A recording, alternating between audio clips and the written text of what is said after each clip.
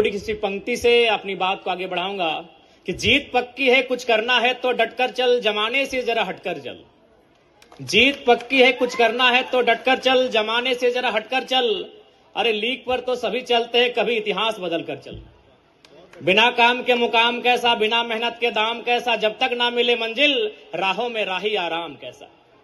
सोच मत साकार कर, अपने कर्मों से तू प्यार कर। सोच मत साकार कर, अपने कर्मों से तू प्यार कर, मिलेगी मंजिल तेरी, ना किसी का इंतजार कर। जो चले थे अकेले आज उनके पीछे मेले हैं, और जो रह गए इंतजार करते करते उनकी जिंदगी में आज भी झमेले हैं। तो आज चूंकि आप जितने हमारे नन्हे मुन्ने बच्चे हैं, चूंकि ये मैंने कार्यक्रम के माध्यम से देखा सभी जूनियर बच्चे हैं, तो मैं आपको यही कहना चाहूंगा प्यारे बच्चों कि आज आपके माता पिता बड़ी उम्मीद के साथ इस विद्यालय तक आपको भेजे हैं। क्योंकि आज ये अच्छा लगता है कि अब माता पिता वो काफी जागरूक हो चुके हैं। वो अपने बच्चों के भविष्य को लेकर काफी संवेदनाएं रखते हैं, और वो अपने बच्चों के लिए बेहतर कपड़ा, बेहतर जूता का चयन करने से पहले बेहतर स्कूल कॉलेज का चयन करने लगे। अच्छी बात है। तो जब आपको स्कूल तक भेजते हैं तो आपका एक कर्तव्य बनता है कि आप जिस कार्य के लिए गए हैं उस कार्य को संपादित करना है। आज आप इन आंखों में, छोटे छोटे आंखों में बड़े बड़े सपने लेकर यहां तक आए हैं, और वो बड़े बड़े सपने तभी साकार होंगे जब आप उसके लिए लगातार मेहनत करेंगे। और मैं अक्सर कहता हूं कि प्यारे बच्चों, आज आप मेहनत करेंगे तभी कल आपका सुनहरा होगा। आज आपकी माता रहे, आपके पिता रहे, बहुत मेहनत करते हैं। सुबह 4 बजे 5 बजे भोर चुकी है, तुपचाची प्रखंड की सीमा है, और मैं भी इसी प्रखंड से आता हूं, मेरा भी घर बगल में ही है। मैं अभिभावकों को जानता हूं, सुबह 5 बजे उठना, सुबह 6 बजे उठना। इसलिए वो सुबह 5 बजे 6 बजे उठते हैं ताकि उनका बच्चा भविष्य में जब बड़ा हो जाए तो आराम से 8 बजे उठे, किसी दफ्तर में, किसी कार्यालय में जाके कलम से काम करे, ना कि वो फावड़ा और लेकर मजदूरी काम करने निकले। तो इसलिए आज आपका मेहनत ही आपके भविष्य को तय करेगा। और बिल्कुल मैं कहना चाहूंगा, मेहनत करने से सपने पूरे होते हैं। अगर आप संघर्ष करोगे, आप मेहनत करोगे तो निसंदेह आपके सपने पूरे होंगे। मैंने सपनों को पूरा होते हुए देखा है। क्योंकि 2 साल पहले मेरे ब्लॉक में शायद ही लोग मुझे जानते थे, पहचानते थे। महज 2 साल पहले की घटना है। ये तुपचाची ब्लॉक है, और हमें लगता है इस आसपास में गोकुल सर जो हमारे साथ आए हैं वही हमारे एक मित्र हुआ करते थे। यानी शायद ही लोग हमें मेरे ब्लॉक में जानते थे।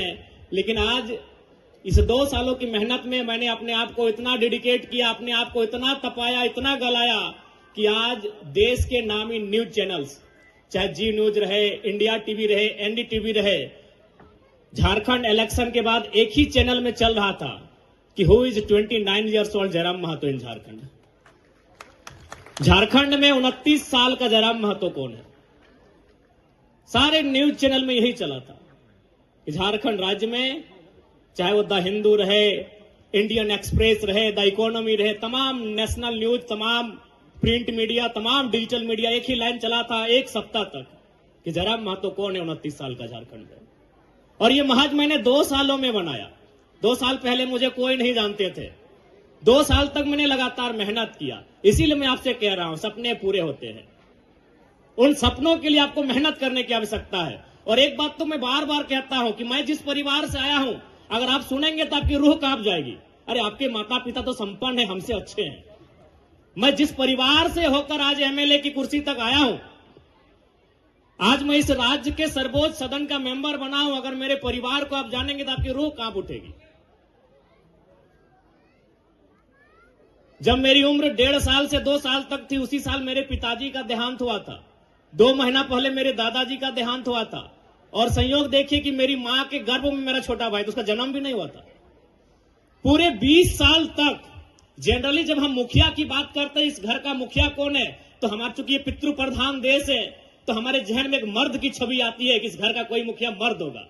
चाहे चाचा होगा, जेठा होगा, मामा होगा, मौसा होगा, दादा होगा, नाना होगा या भैया होगा, इस घर का मुखिया कोई मर्द होगा। लेकिन पूरे 20 साल तक मेरे घर का मुखिया मेरी मां ने संभाला। अभी किस परिस्थितियों में 28 साल की उम्र में, और मात्र 28 साल हमारी मां की उम्र थी। तो मैं उस परिवार से आता हूं, उस परिवार से मैंने संघर्ष करके आज इस राज्य के, झारखंड राज्य के सर्वोच्च सदन तक का मैंने सफर तय किया है। तो इसलिए मैं आपको कहना चाहता हूं, बिल्कुल सपने पूरे होते हैं। आप उन सपनों को देखते हैं कैसा, उन सपनों के पीछे मेहनत कैसा करते हैं, उन सपनों के पीछे आप डेडिकेट कितना करते हैं, यह सवाल बनता है। इसलिए आज इस कार्यक्रम में उपस्थित मेरे भाई समान, मेरी बहन समान स्टूडेंट को मैं यही कहना चाहूंगा, आप यहां आके 4 घंटा, 5 घंटा, 6 घंटा समय देते हैं, उस समय का मूल्य लेके जाइएगा। मैं आपको कहूंगा, यदि किसी बहन का मन अगर गीत गाने में लगता हो तो आप 4 घंटा गीत गाइए और इस राज्य का नंबर 1 सिंगर बन के सामने आइए। यदि किसी भाई को दौड़ने में मन लगता है कि हमको पढ़ने में नहीं दौड़ने में मन लगता है, आप 6 घंटा दौड़िए और झारखंड राज्य का नंबर 1 धावक बन के सामने आइए। मेरा कहना है कि जहां आप 4 घंटा से 6 घंटा देते हैं वो बेकार नहीं जाना चाहिए। वो पढ़ने में देते हैं, वो गीत गाने में देते हैं, वो ड्राइंग में देते हैं, वो डांसिंग में देते हैं, वो सिंगिंग में देते हैं। जहां आप 6 घंटा देते हैं उस 6 घंटा का परिणाम निकलकर सामने आना चाहिए। मैं आपसे ये कहना चाहूंगा, जहां देते हैं, गीत गाना अच्छा लगता है गीत गाइए, नृत्य करना अच्छा लगता है नृत्य कीजिए, पेंटिंग करना अच्छा लगता है पेंटिंग कीजिए, लिखना अच्छा लगता है लिखिए, दौड़ना अच्छा लगता है दौड़िए, लॉन्ग जंप करना अच्छा लगता है लॉन्ग जंप कीजिए और एथलीट में रिकॉर्ड तोड़ दीजिए। इस दुनिया में कोई काम छोटा नहीं होता है। इसलिए आज यही आपसे मेरा संदेश रहेगा, आप अपने गुरुजनों के सानिध्य में, अपने शिक्षक शिक्षिकाओं के सानिध्य में 6 घंटा समय देते हैं, ये समय जाया नहीं होना चाहिए। क्योंकि यहां अभिभावक भी आए हैं, माताएं भी आए हैं। मैं आपको भी कहना चाहूंगा कि निसंदेह आज 21वीं सदी के दौर में हम कदम रखे हैं, एक प्रतिस्पर्धा का दौर है, लेकिन फिर भी यही कहेंगे, अपने बच्चों को मशीन की तरह नहीं मनुष्य की तरह ही ट्रीट कीजिएगा। अब उन पर कोई अतिरिक्त दबाव, अतिरिक्त प्रेशर मत डालिएगा। अखबार में आप पढ़ते होंगे घटनाएं, इसलिए आप उनको एक दोस्ताना माहौल में ढालिएगा। जितना संभव होगा, आप चूंकि जितना संभव होगा उनके सपनों को साकार करने के लिए आप मेहनत कीजिएगा, लेकिन पहला प्रयास यही कीजिएगा, याद रखिएगा वो एक भावनाओं का पुतला है, वो मशीन नहीं है। इसलिए उनका सपोर्ट कीजिए, बिल्कुल सपोर्ट कीजिए, क्योंकि सबसे पहला सपोर्ट माता पिता का होता है। विशेष चूंकि समय का अभाव है और चूंकि ये भले ये घर मेरा इस जिला में है, लेकिन हम विधायक चुने गए हैं गिरिडीह बोकारो से, तो हमारे क्षेत्र में भी काफी कार्यक्रम है। और चूंकि सर 2 बार गए हमारे घर के सामने, तो हम बोले ठीक है हम समय निकाल के आएंगे, और फिर हम थोड़ा सा समय का अभाव है, माफी चाहेंगे। पुनः आज के इस कार्यक्रम में हमें आमंत्रित करने के लिए तमाम विद्यालय परिवार का आभार व्यक्त करते हैं। उपस्थित तमाम अभिभावकों को मेरा संदेश रहेगा, बिल्कुल अपने बच्चों को शिखर तक ले जाने के लिए आप उनके संघर्ष के साथी बने, उनके संघर्ष के सहयोगी बने। और जितने भी हमारे छोटे नन्हे मुन्ने बच्चे हमारे भाई बहन हैं, आपको यही कहेंगे, अपने सपने